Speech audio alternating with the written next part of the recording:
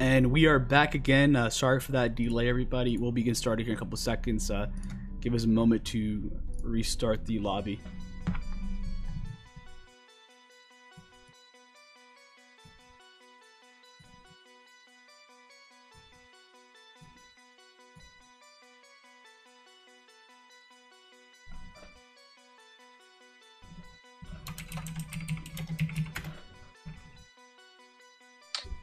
Give me 1 second. I will be right back as I get this fixed and set up.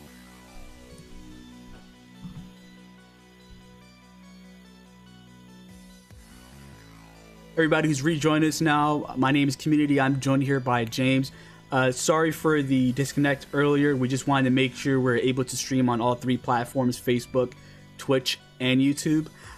We are live on all three platforms, so go ahead and give us a shout out in chat. Remember, if you are watching on Facebook, if you share this stream on Facebook, on any page or anywhere, every share you do will enter you into the raffle at the end of the night to win a free skin under a thousand vouchers. So make sure to do that. It's definitely great, and we'll help you out get a skin.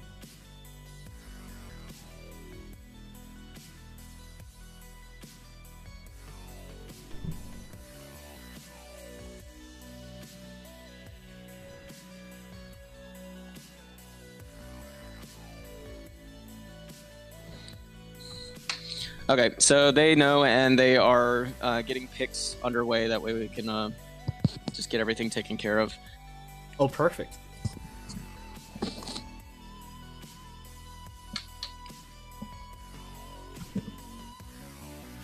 Thankfully, with tournament mode, I believe you can actually restart now.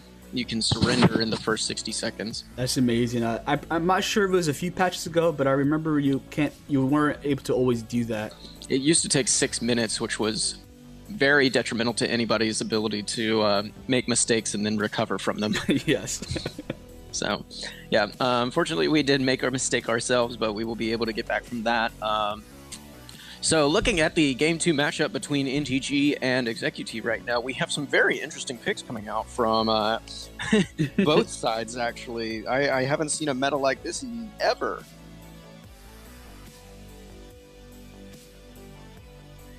And it's going to be interesting to try to deal with 3 different chats for streams from now on. Yeah, it is going to be a little difficult to handle all of that, but we will be able to just provide the excellent content that we're looking to do here with the PVL. So what are your thoughts on the Jungle Alice coming out from Execute, as well as the Illumia pick for NTG? Well, I have seen Illumia being played in the jungle, but it's not the greatest mage to pick in there. But that global ultimate is just so nice if you're able to land it on more than 2 people. Yeah, I believe that her cooldown is actually higher than a significant number of other global ultimates. So it's unfortunate, though, because of really her lacking abilities elsewhere. So she's not really the most picked hero, but if you land those stuns right, you never know what could happen in a team fight. Yep, and that there's still potential too with that ultimate on the Dark Slayer or Dragon or any buff you're on, if you're unfortunate enough to ever see that happen to you in solo queue. I have not seen a Disrupt in a long time. I think Story is trolling me a little bit because he knows my disdain for that spell. But at the same time, given that this is not actually a game that's going on, guys, we're trying to get a lobby set back up right now. Community, you can't actually see what's going on, can you? I can't. Okay, so from the side of Execute right now, we have Alice, Hayate Jungle, Annette, Grak, and Ari. And then for the side of NTG, we have Joker with Execute, Mina with Disrupt, Illumia, Xanis, and Arum with Roar. That auto attack Arum Roar being a very useful spell. But we will get them surrendering and finishing up here shortly. That way we can get back to the actual action that we have in store for everybody tonight.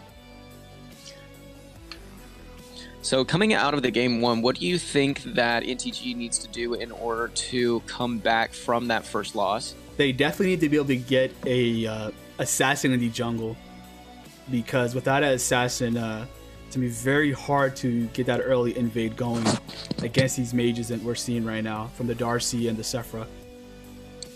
Definitely. I think that with it shifting towards a mage jungle meta, if that is truly what is happening right now, there's going to be a lot of changes around how people are going to have to build as well.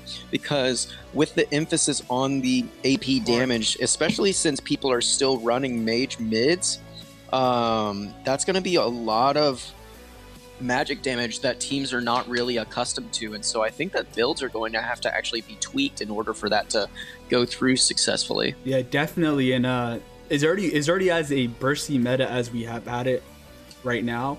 So with double mages coming out, you gotta wonder who do you pick into that. And we have the new lobby, guys, so we will be getting this set up for you shortly. We'll try to make this as quick as possible. I'm sending you an invite now.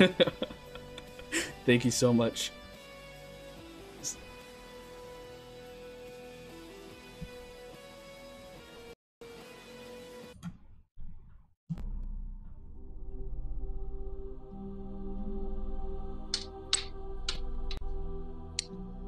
Give me one moment.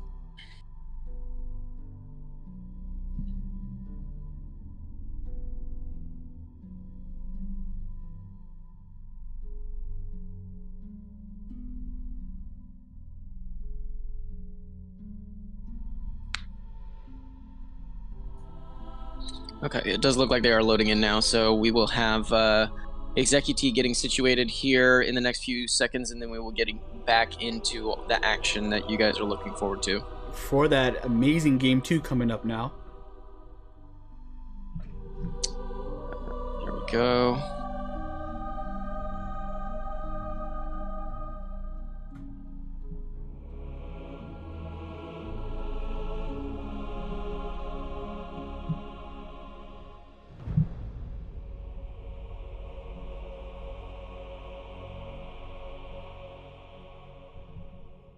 Blue team's turn to ban. And we are finally in the pick and ban phase here.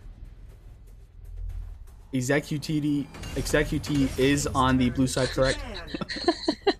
Yes, Executee is on the blue side, guys, and Non-Toxic Esports is on the red side. Executee did just take a victory away from Non-Toxic Esports in this exhibition match, and we are in the middle of game 2 now with these pick and bans coming out. The Wukong ban is something that I keep seeing Executee do. Do you have any idea why they're preferring that? I can't imagine. There must be a one trick on NTG with the Wukong that I don't know about. So I've seen them do various scrimmages and play other teams, and they consistently ban Wukong. It's not just something that they do against NTG, and I don't know why, unless they're trying to get some strong picks that you can't ban out in the early game. Maybe that's the strategy that they're going for, but otherwise, I can't understand why they keep banning out Wukong. Executee with the first pick now. So many power picks open now. They're going to go for DRC, and I'm not sure if this would be a jungle DRC, but it could be a mid DRC as well. If they do pick up the Darcy for the jungle, I believe that NTG is going to end up opting for that Sephra simply because they, even if they're not familiar with it in the jungle role, they can pick it up for support, they can pick it up for mid lane. She's such a strong flex pick that it makes sense to pick it up in every situation possible. Yep, and picking her early still leaves you open up with so many picks because you don't know who they're going to pick up, so you can't really do a great job countering picking them. And NTG is harboring that Sephra like we thought. I wonder where they can go for their second pick. With Elsu banned out and Richter Florentino out, you gotta wonder if they go for their Dark Slayer pick here too.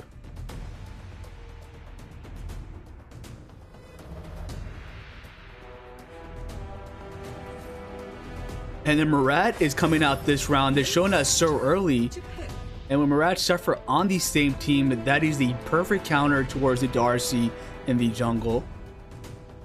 2 picks coming out now for the Execute team now. They're hovering their mage now. With them having picked up Murad, I'm thinking that they're going to end up opting for something like the Zill or the Nakaroth in the jungle. That way they can counteract him. And they might end up pushing Darcy to the mid lane. They're hovering over some very interesting picks, and I'm not necessarily, I know why they're picking Maganga or the Diachan necessarily. I've seen Execute use Maganga once before, actually. And they do end up locking it in, which is very unexpected. With that being the way, though, I think that that's going to be a Darcy side, or not side lane, a Darcy jungle there for Execute. Maganga is a very unorthodox pick. She's not very much used in competitive play today, and she's very niche apart from her ability to heal her teammates as well as dish out that damage over time, as well as being a little bit of a tankier mage. And we're seeing 3 mages here come in now. This is actually really good into Murad, because if he is spotted out, they can just go ahead and burst him out really quickly without him doing anything. But at the same time, they gotta be very careful, because if he does spot him out, then he will be able to go in there and just press his ultimate. Yeah, so NTG is going to have to be very careful about their positioning and what they're doing to properly engage on these fights. I do like the Chognar pickup. With them having so much CC on the side of Execute already, if they continue to build into that, then NTG is definitely going to need something that can counteract that that heavy control that Execute has. And they banned out the Tiliana. They don't want to deal with any good marksman this round with a triple mage coming out. And I'm not sure if I understand the Zuka ban. Me either. I would consider maybe going the Quillen ban, or probably, yeah, they've already got the Gilder, so unless Gilder is going side lane, I don't necessarily understand the Annette ban, but considering the unorthodox behavior of Execute, I wouldn't put it past them to pick up another support potentially. I'm still amazed at this pick and ban phase right now. With this meta shift in the jungle, so many new picks are coming out now, and having Gilder, Maganga, and DRC all on the same team is pretty incredible for the PVL match. And with the global pick and bans that are coming out currently on the Eastern Asiatic servers, I'm curious as to how that's going to impact competitive play here in North America if that gets released to the server.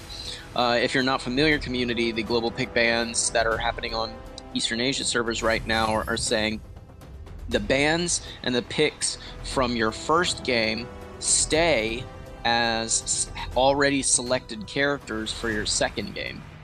Interesting. Which means that you have to pick an entirely different 10 characters. That is going to be very confusing when we start off with that. Yeah. I can only imagine what a best of 7 would look like. But that does open up very interesting picks for game 2 and 3 if it gets that far along. It does. We might actually see Vera getting played.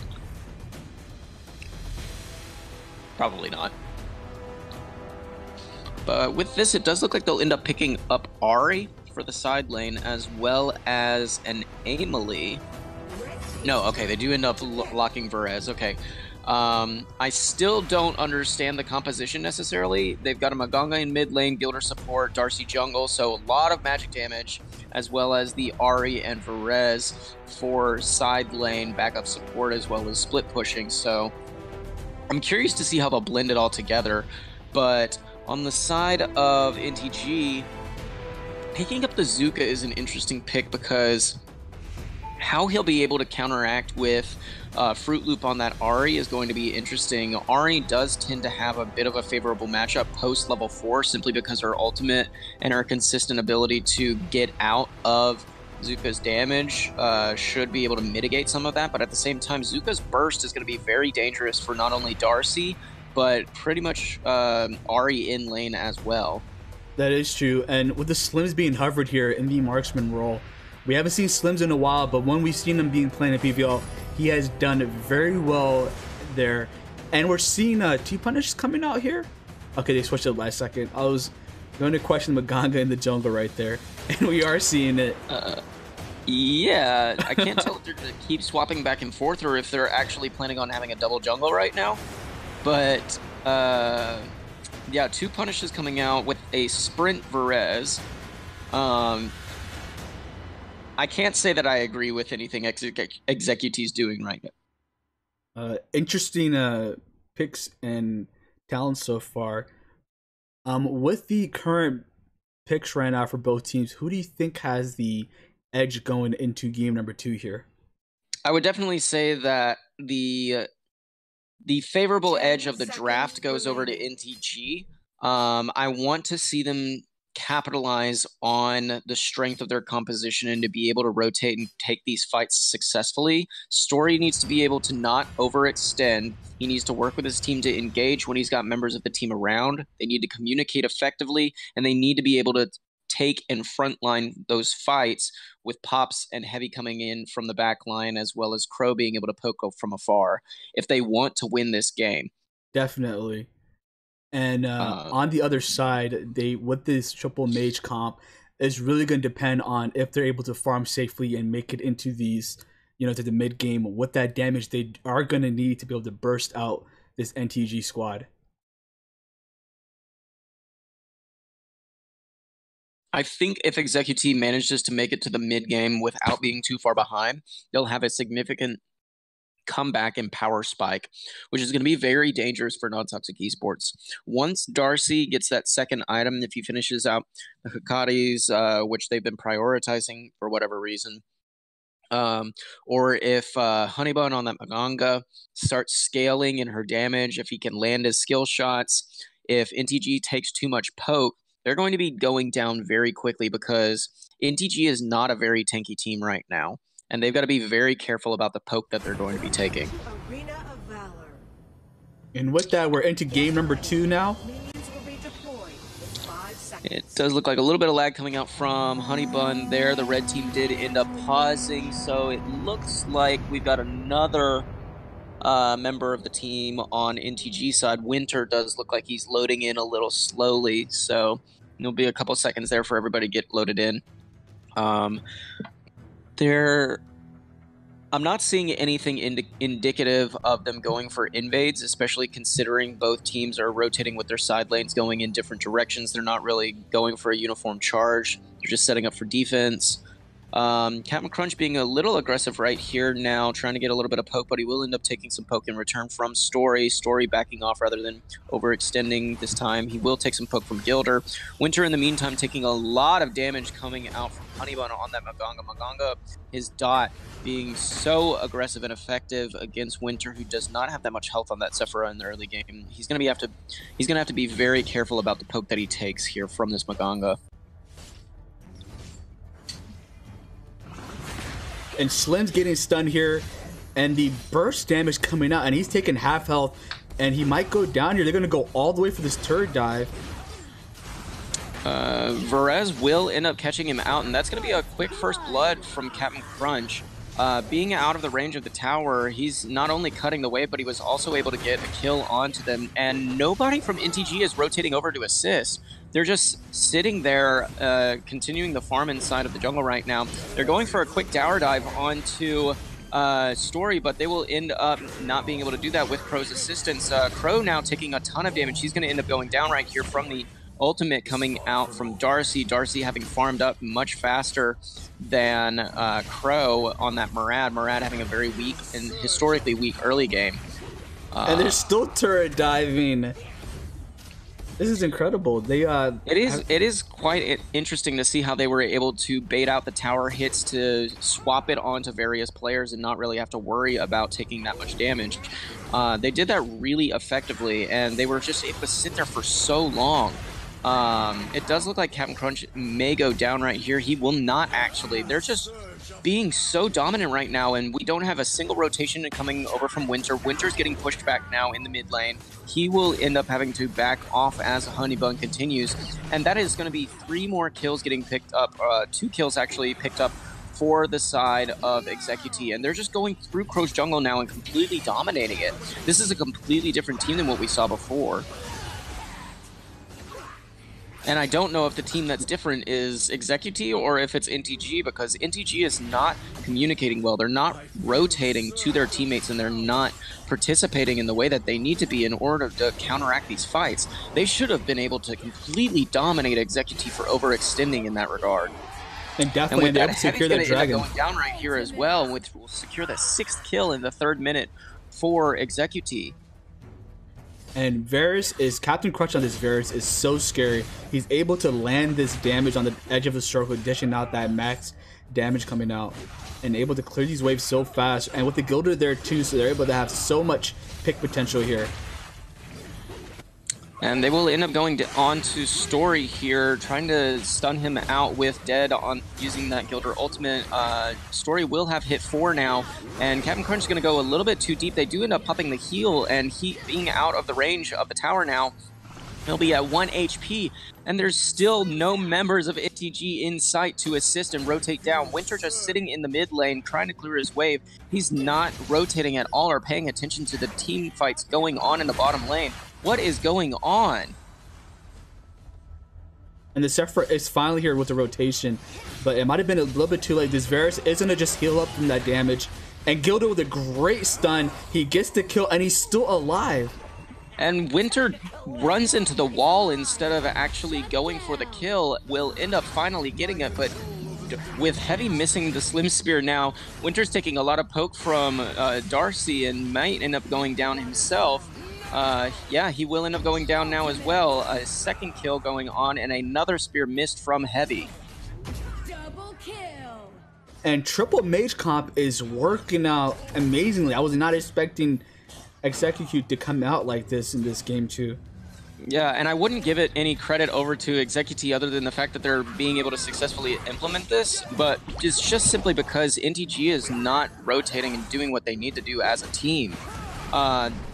Executee should be getting punished right now. They should be dying. They should be behind by significant margins based on the plays that they're making right now. They're overextending under tower, they're behind enemy lines, and they're not having any members of the opposing team rotate over to try and take them out. NTG is missing skill shots, they're not rotating, they're not communicating. There's really no reason why Executee should be able to do what they're doing right now, but they are doing it anyways.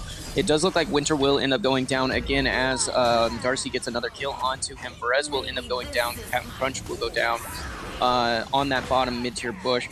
Heavy will end up going down right here as well for the side of NTG, picking up a little bit of kills now for NTG, 11 of 4, 3 members now going down. Story will end up going down as well with that Gilder snipe. A good snipe coming out from Dead, and they will pick up this 1st-tier tower in the mid lane. And the RC is playing so wonderfully, is able to set up his ability 1 and ultimate in the perfect angle to get the most people there stunned. And when Murad went in for that ultimate, he was able to just use his S1 to dodge all that damage. Heavy does land a stun onto Darcy, however, with them being pushed so far back into the base right now. Zuka coming out from the side, they will end up taking down Honeybun. However, there are a lot of members of NTG are going to be in trouble right now.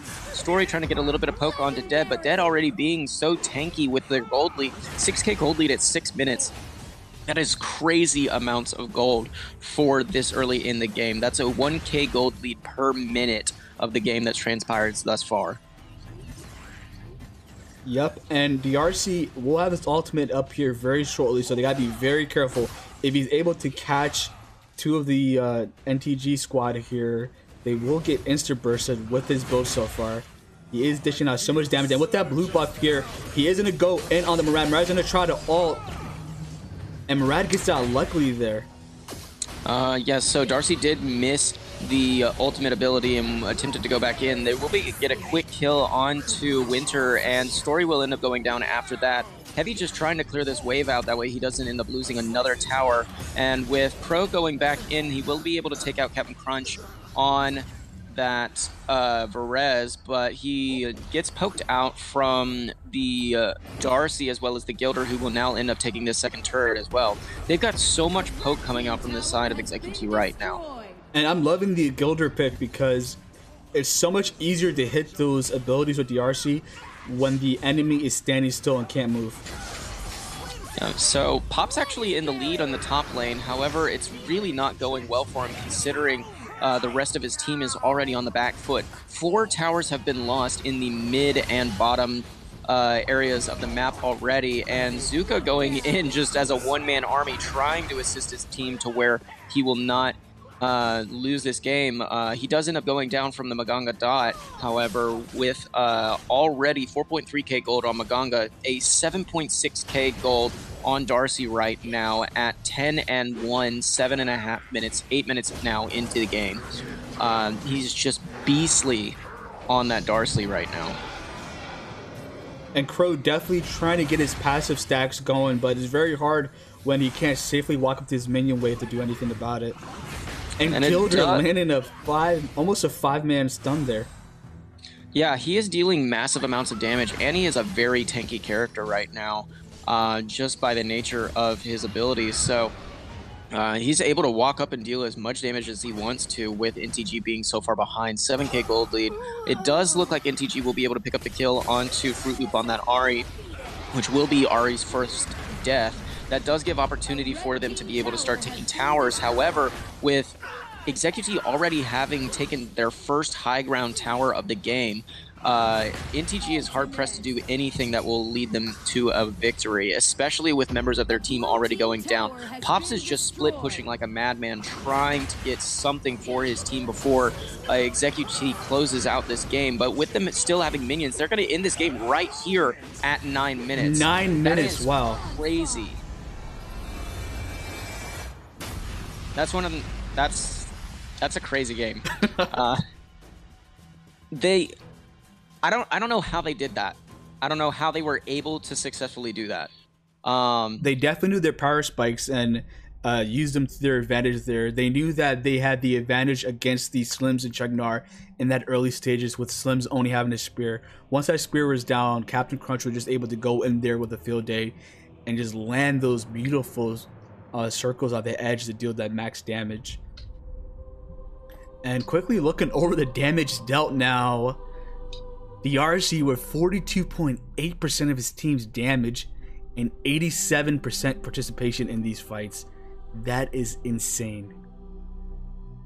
It definitely is. Maganga ended up being very successful too, because not only was he tanking a lot of the team's damage, but he was also able to heal up through that as well as get some pivotal kills for them to be able to continue pushing objectives. So just by the kills, I'm going to have to give the MVP for that game over to Darcy, but at the same time, I want to give MVP over to Pops on the Zuka, just because he was able to sustain through his lane, win his lane actually against Fruit Loop on that Ahri, and be able to start splitting to try and give his team some ground. But given how poorly NTG was able to rotate and protect their teammates, he really didn't have an opportunity to do anything else on that.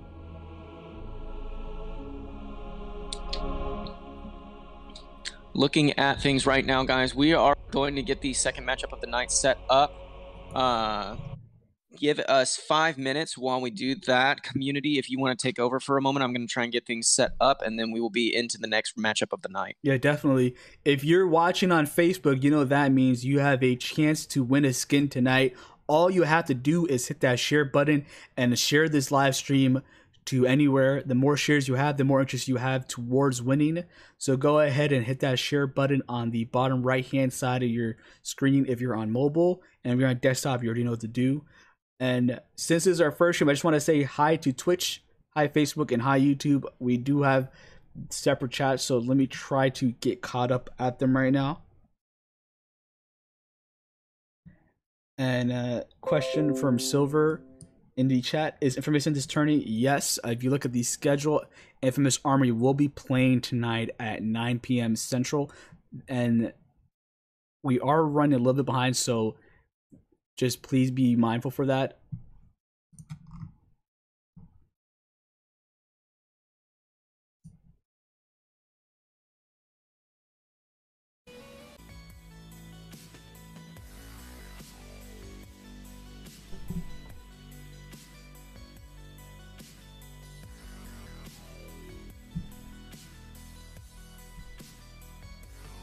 Is it 8:13 Central? Yep, we are. All the matches on the screen will be in Central Time. So the first match we had was the exhibition match between Executi and NTG Gaming.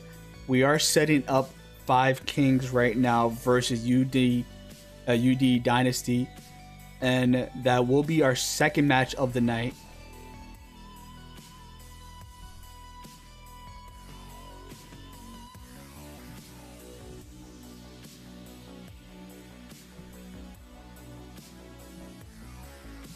We do have Yugen Dynasty getting into the lobby right now, and we've yet to hear back from Five Kings, so I'm hoping that everything's going to be good on that note. Both teams do know that everything is set up right now, so we're going to try and get them into the lobbies as quickly as possible and get this second matchup underway. And I'm excited for the second match. We have so many strong picks and a whole new meta coming in now with these mages and triple mage comps coming out, so it'll be interesting to see how it plays out for the remainder of the night.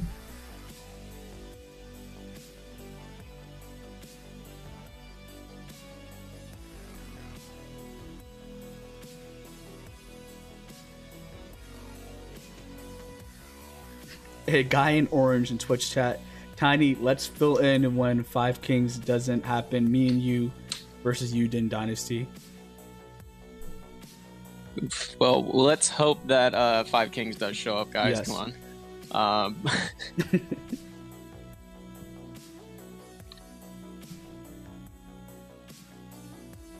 So, Yugen Dynasty Alpha is currently set to potentially upset Dino Riders in the North American Valor Series and become the number 4 team for playoffs. I don't know if you've been following that right now, community, but it has been a wild ride, especially considering Dino Riders went for a 1-1 series against Enix. Or, no, they actually went for a 2-0 series. Pardon me. Enix had very strong starts in both games, but managed to drop both games to Dino Riders for whatever reason.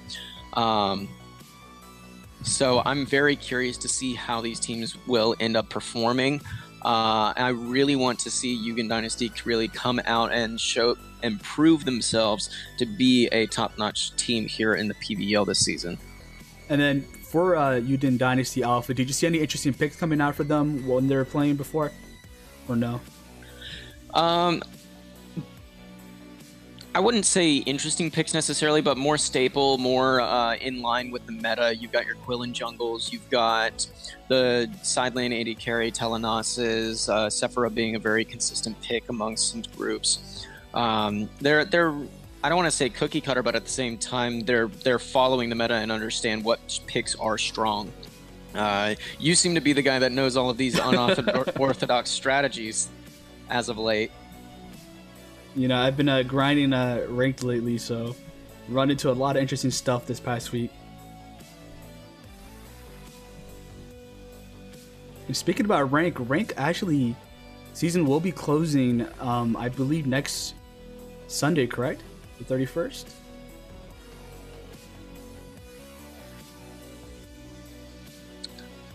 Say that again? The ranked season will be ending on the correct 31st. Yes, March 31st, guys. Season 8 for ranked ladder does end in next week. It's either season 8 or season 9, but that means that your rankings will be reset and you will have to go and grind again. That also means if you are looking to peek out on that ranked ladder at Conqueror, now is going to be your best opportunity coming into this next week as the season ladders reset. It's basically anybody's game. So go for it, go strong, push yourselves, and try to achieve that goal.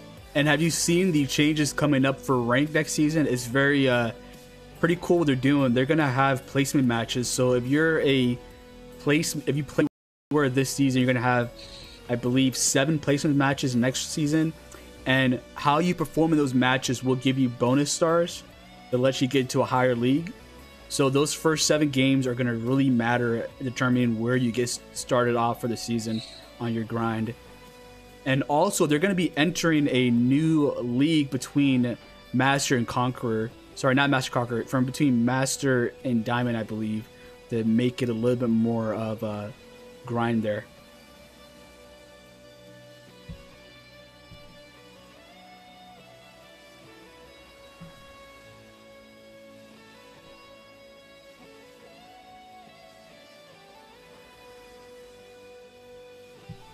a guy in orange, Diamond Commander Master. Thank you for that. Yep. So that will be the new setup if you're planning to rank next season. It will be Diamond into Commander into Master. So get ready for that next year.